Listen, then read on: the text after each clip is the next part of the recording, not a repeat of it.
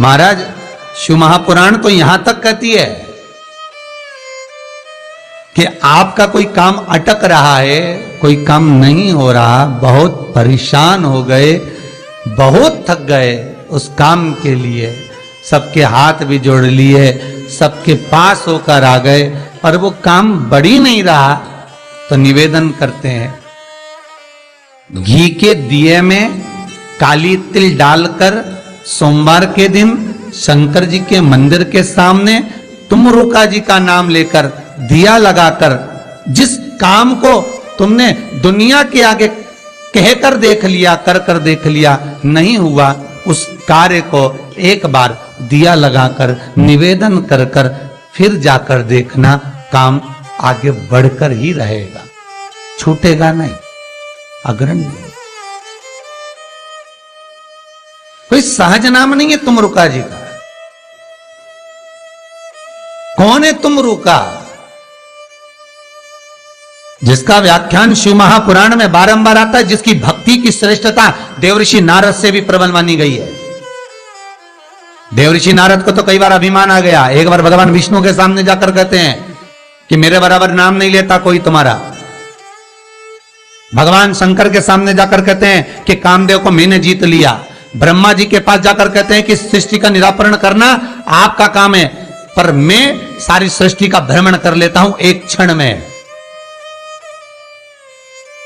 जो देवऋषि नारद इंद्र के सामने जाकर कहते हैं कि तुम्हें सत्ता का आधिपत्य जताना नहीं आता, आधिपत्य कैसे कहते हैं वो जानते नहीं हो आप।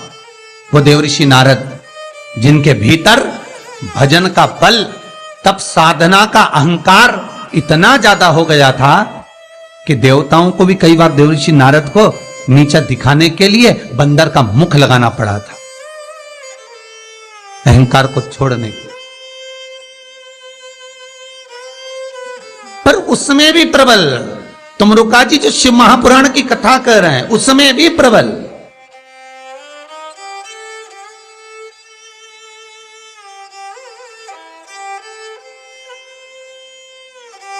जिनका नाम मात्र, पहले भी कहा, जिस नारी का गर्भ ना ठहरे, रजस्वला धर्म का 7वां दिन, जब नारी 6 दिन तक काम ना करे, 7वां दिन रजस्वला धर्म का सफेद आंकड़े की जड़ को बुलवाकर उसको शंकर भगवान के शिवलिंग पे से तुमरुका जी का नाम लेकर 21 बार घुमाकर कमर में लाल धागे में बांध ले, 3, 4, 5 महीने में ज्यादा से ज्यादा गर्भ ठहर जाए, पक्का। विश्वास रखकर शिव जी का नाम ले, तुमरुका का स्मरण कर। ज्यादा कुछ नहीं बने तो शंकर के मंदिर में जाकर घी के दिए जला, 5 दिए लगा। और ज्यादा कमी पड़ रही हो धन की, संपदा की, सत्ता की, कोई प्रॉपर्टी, कोई दुकान, कोई धंधा पानी नहीं चल रहा, बहुत कष्ट में हो, बहुत तकलीफ में हो, तो महाराज 108 चावल के दानों को केसर में भिगोकर, केसर के पानी में केसरिया कर पकाना नहीं है, पकाना नहीं, उसको कच्चा चावल केसर में भिगोकर 108 दाने शंकर को मध्य रात्रि में, शिवरात्रि के दिन सूर्यास्त के बाद, रात के 12 बजे से पहले कभी भी शंकर को चढ़ा दो, समर्पित कर दो।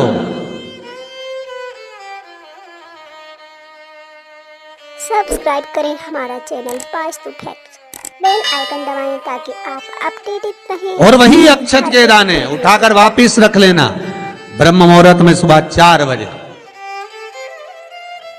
बस फिर बाबा पे सौंप देना। जितनी शिवरात्रि आती जाएंगी उतना धन बढ़ता चले जाएगा, बाबा पर संपूर्ण इतने उपाय हैं और सारे उपाय यहीं से बताए जाएंगे, नीचे से कुछ नहीं।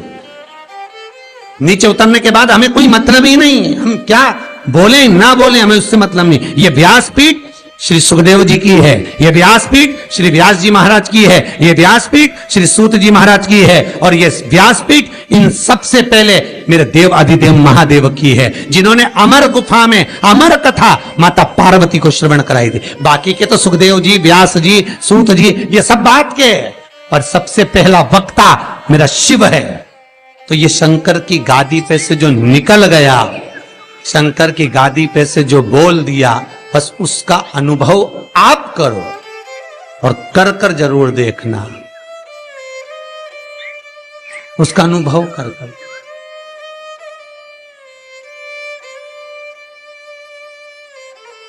सुबह 6:42 पर इंदौर से किसी बहन का फोन था, रोते हुए आया था। आप लोग कहेंगे तो मैं नंबर भी दे दूंगा, समीर जी के मोबाइल। 6:42 पे फोन आया था और रोते हुए फोन आया था कि मेरा एक ही लड़का है और वो वेंटिलेटर पर पड़ा हुआ है। रात को 1:30 बजे से मैं 1:30 बजे से परेशान हो रही हूँ, फोन पर फोन लगा रही हूँ, रात को कोई उठाया नहीं, सुबह तक लगा कर देख रही हूँ। 6:42 पर फोन, प्रयास रहता है सब उठाते हैं, रात को सब सो गए, सुबह लेट नींद खुली, हम ही हाथ में फोन आ गया और हमने उठा लिया। हमने कहा बहन क्या बात है? बच्चा वेंटिलेटर पर है, उपाय करा कोई सा? डॉक्टर अंदर जाने नहीं दे रहे। बच्चे के कपड़े हैं घर में, है पुराना कपड़ा है जो पहनता और रोज डेली में कोई लोवर टी शर्ट कुछ ऐसा, हाँ है। बस उस कपड़े को रख, एक कलश में अच्छा पानी भर ले और उसी में दूध डालकर, बेलपत्री डालकर शिव को समर्पित करना प्रारंभ कर दे। 11:30 बजे दोपहर में फोन था, वेंटिलेटर हट चुका है और बालक स्वस्थ हो गया। करना आपको है, हम तो केवल बता सकते हैं, और वो भी ये शिव महापुराण में जो लिखा होगा, स्कंद पुराण में जो दिया होगा, इन पुराणों में जो होगा वो बताना है, इससे हटकर कुछ नहीं। ऐसी फालतू बातें ढेर सारी तो बताने वाले ढेर सारे पड़े। पत्रिका दिखाने जाओ, तुम्हारे ऐसा कर देंगे, वास्तु शास्त्री के पास जाओ, ये पाइप बदल दो, ये कमरा बदल दो, ये जगह बदल दो, किसी के कोई के पास भी जाओगे तो कुछ ना कुछ तो दे ही देगा।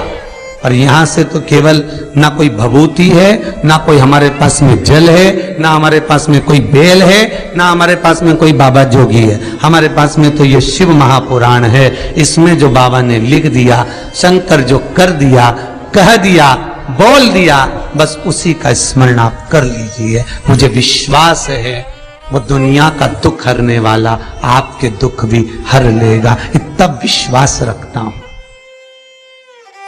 कितना सुंदर संवाद शिव महापुराण की कथा कहती है, कितना सुंदर कहती है कि आप